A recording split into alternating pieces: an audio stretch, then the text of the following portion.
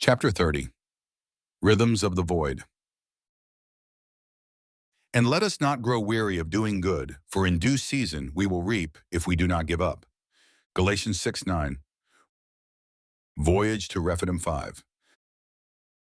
The Stellar Scout F-290 sliced through the void, its fusion drives pulsing with a rhythmic hum that reverberated through the ship's skeleton.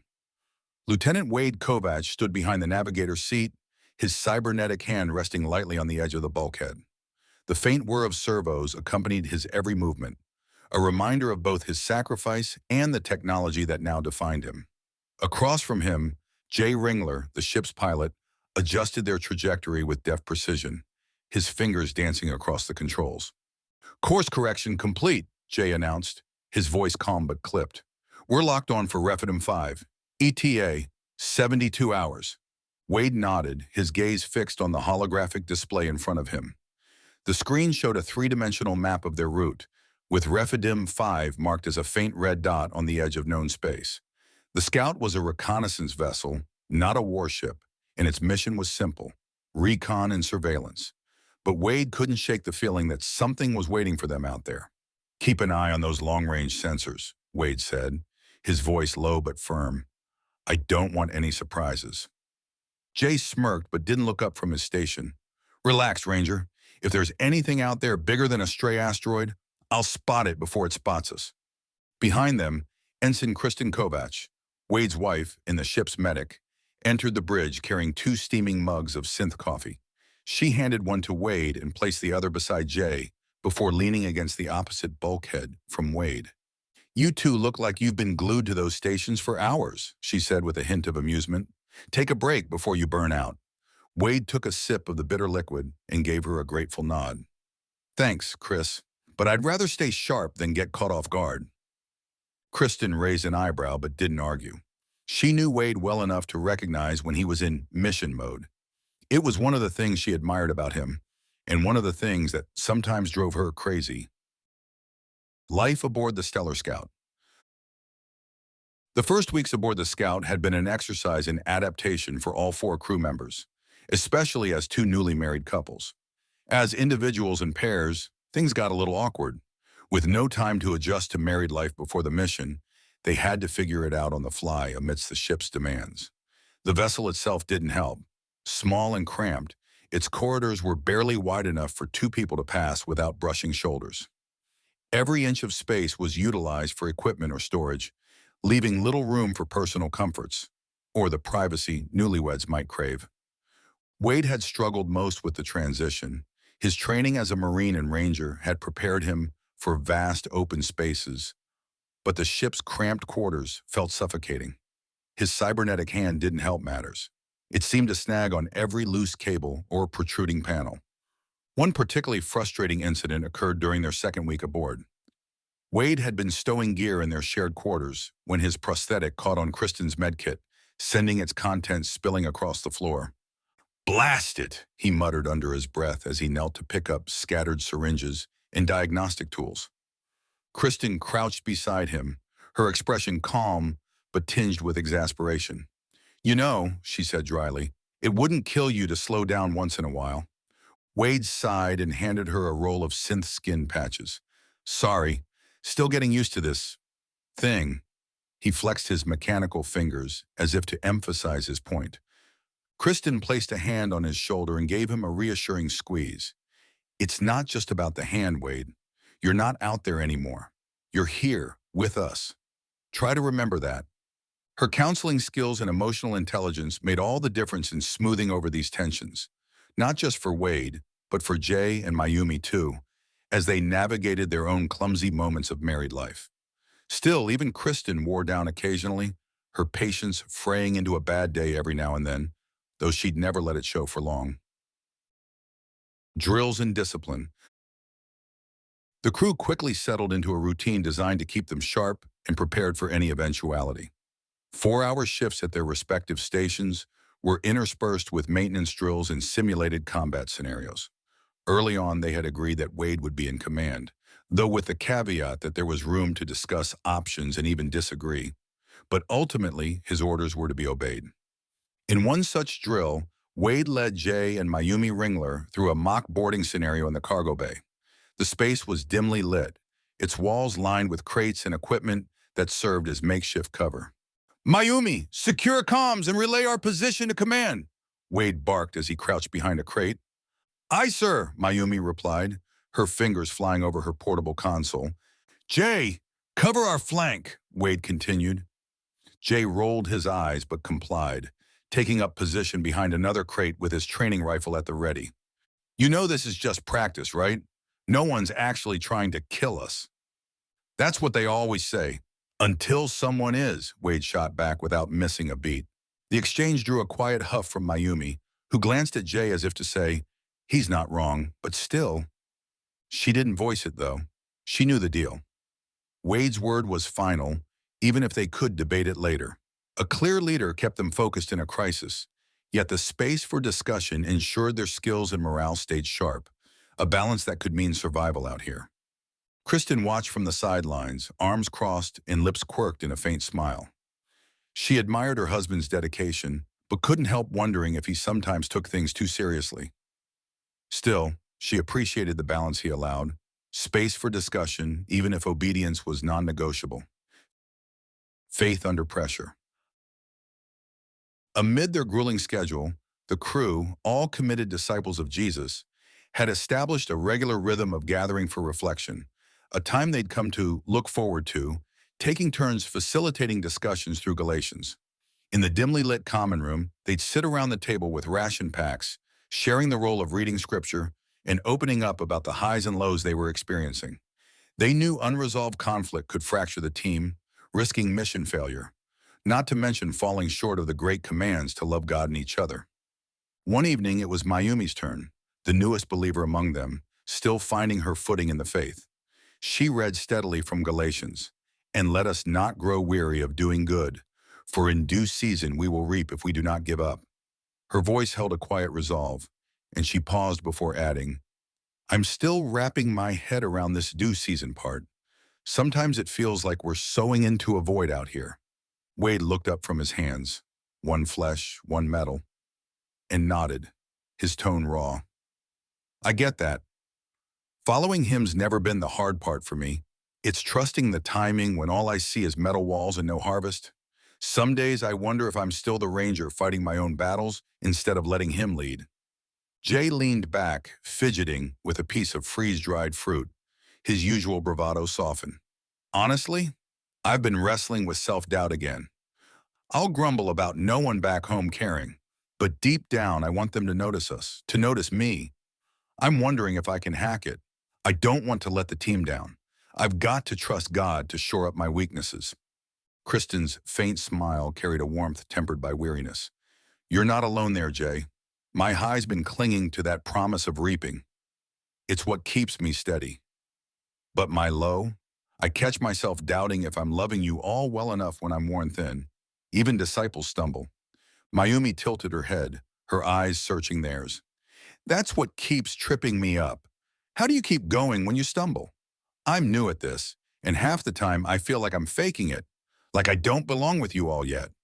Wade leaned forward, his voice firm but kind. You belong because he says you do, Mayumi. Faking it's just part of the fight. We all feel that sometimes. It's why we're here, calling it out. Jay grinned, a flicker of his old spark returning. Yeah, and if I can admit I'm a doubting Thomas, you can admit you're still learning.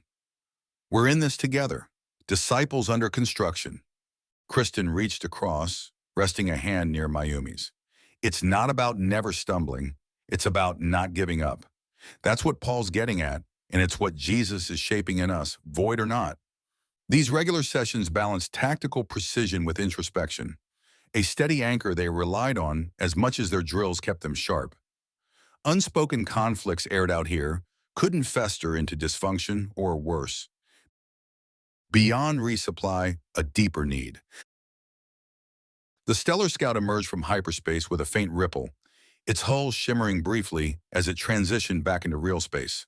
Rephidim 5 hung before them, a desolate red sphere marred by jagged canyons and iron-rich dust storms that swirled across its surface. Wade sat in the navigator's seat, his eyes scanned the tactical display. Rephidim 5 Control. Jay's voice crackled over the comms, calm and professional. This is Stellar Scout, Confederation Navy designation, RS 1127, requesting clearance for landing in Hangar Alpha. The reply was immediate but tinged with static. Acknowledged, Stellar Scout. Hangar Alpha is prepared to receive you. Welcome to Rephidim 5. Wade glanced at Jay, who was skillfully guiding the ship into the hangar. Bringing her in slow and steady, he said, his tone confident and calm. The Stellar Scout descended through the thin, toxic atmosphere, its hull glowing faintly from re-entry friction. The hangar doors below slid open with a mechanical groan, revealing an environmentally controlled space lit by harsh industrial lights. The ship settled onto the deck with a soft thud, its landing struts giving slightly as they rested on the reinforced floor. Touchdown complete, Jay reported briskly. Atmospheric seals engaged in the hangar. Good work, Wade said as he rose from his seat. Let's get this resupply done. We've got a schedule to keep. The airlock hissed open and the crew emerged, clad in full marine armor. The resupply operation was a well-rehearsed ballet of logistics. Water tanks were refilled, ration crates were uploaded, and fuel cells were replaced. The settlers of Rephidim 5, a hardy but weary group of pioneers and misfits, assisted in the process, their faces gaunt and weathered. But beneath the surface of cooperation, Kristen sensed a simmering resentment. They moved with a sluggishness that spoke of suppressed frustration, their gazes lingering on the scout with a mixture of envy and accusation. Kristen noticed an older woman, her face etched with lines of hardship, watching them with a mixture of hope and apprehension. The woman approached her hesitantly, her voice raspy and cracking. "Are you with the Navy?" she asked. "Yes, ma'am," Kristen replied. "We're here to resupply." The woman nodded slowly, her eyes scanning the crates being loaded. "We've been waiting a long time for our own resupply. Supplies are low, morale is even lower." She paused, her gaze searching Kristen's. "Tell me, Ensign, do you think anyone back in the Confederation even remembers we're out here?" Kristen met her gaze steadily, her voice filled with conviction. "Yes, ma'am, we remember, and we won't forget." The woman managed a wan smile, but it quickly faded.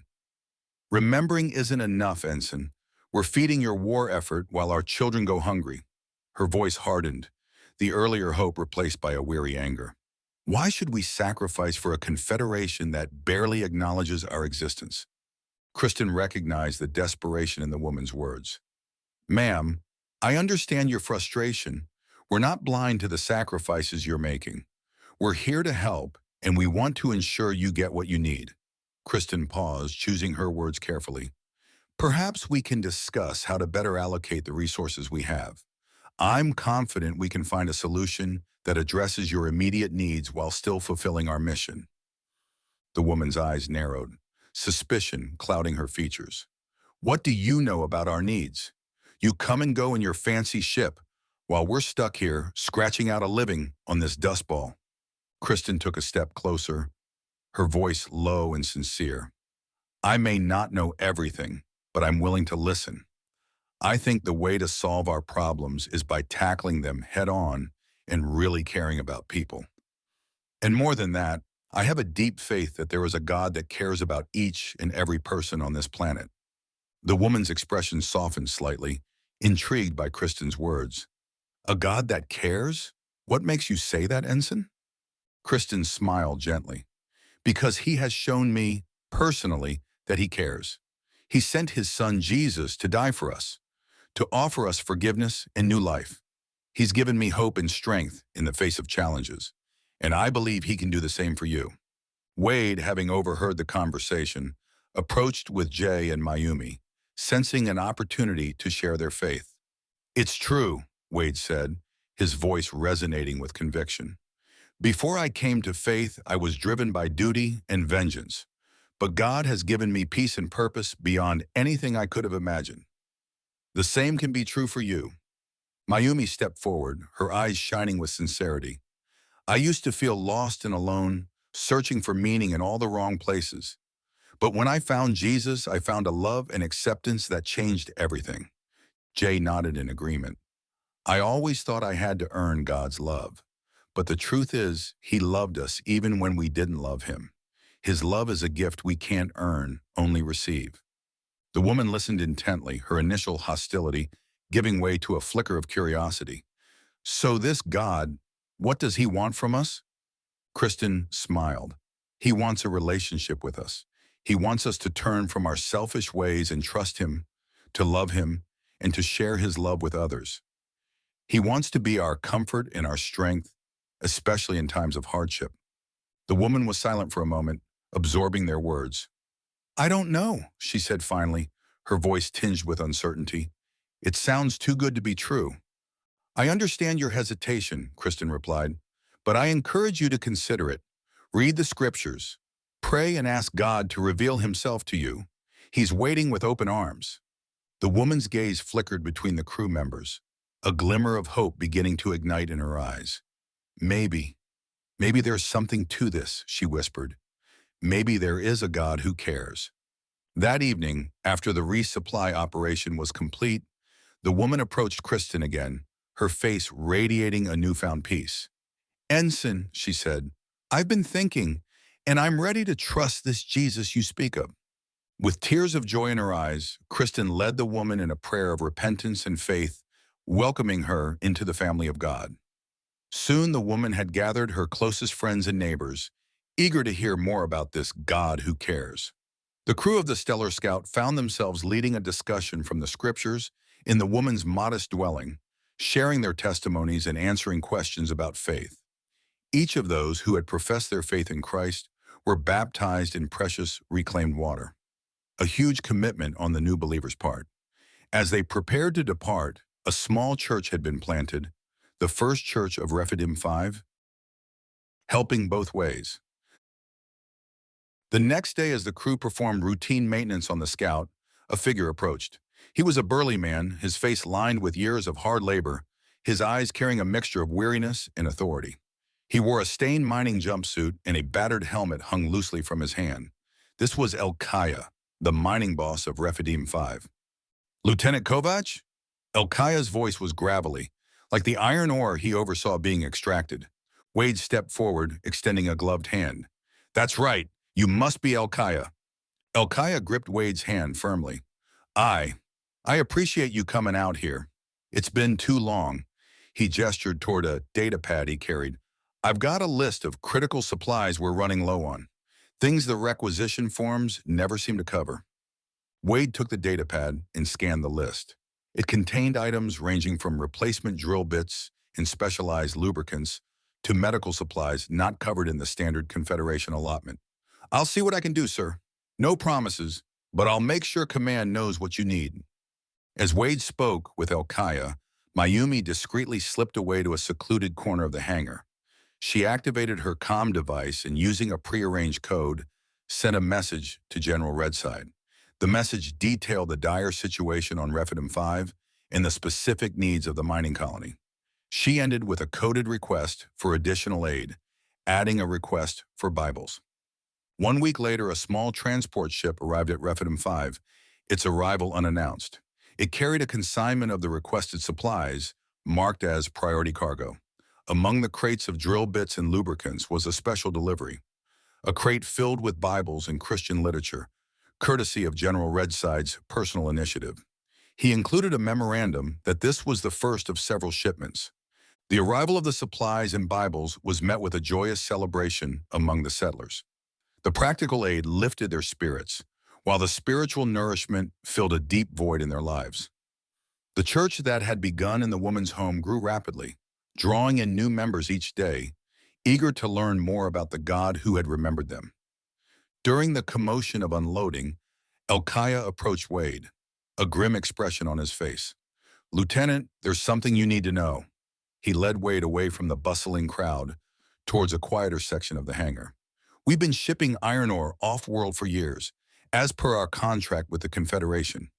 But lately, something's been off. Off how? Wade asked, his senses on high alert. Some of the shipments aren't headed back to Confederation space, Elkiah explained.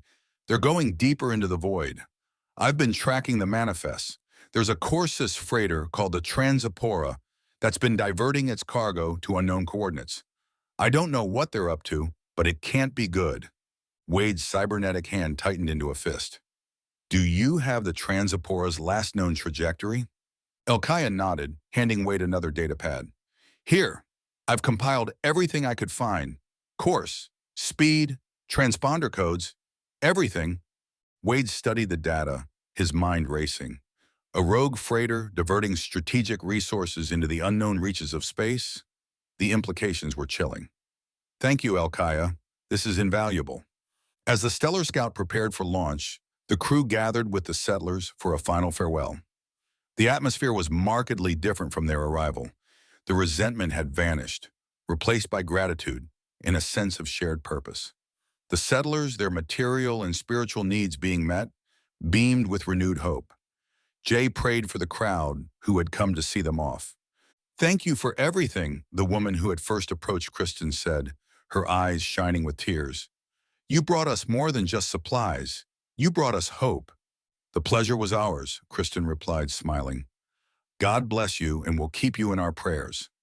As preparations for departure began, Wade addressed Elkaya one last time regarding the Transapora. We'll look into this freighter situation, he assured him. You've done your part, now we'll do ours. Elkaya nodded solemnly before offering his hand again. Good luck out there, and thanks for everything. With a final wave, the crew of the Stellar Scout boarded their ship amidst heartfelt farewells from settlers who now radiated hope instead of despair. As they launched into orbit and set course toward the Transapora's last known trajectory, Wade couldn't help but reflect on how much had changed during their brief time on Rephidim 5. Not just for its people, but also for himself and his crew. Jay, he said as he settled into the navigator's chair, let's see where this rogue freighter leads us. Aye, sir, Jay replied confidently as his fingers danced across his console. And with that, the Stellar Scout surged forward into hyperspace, a lone beacon chasing shadows in humanity's vast frontier, while carrying both truth and faith into uncharted territory.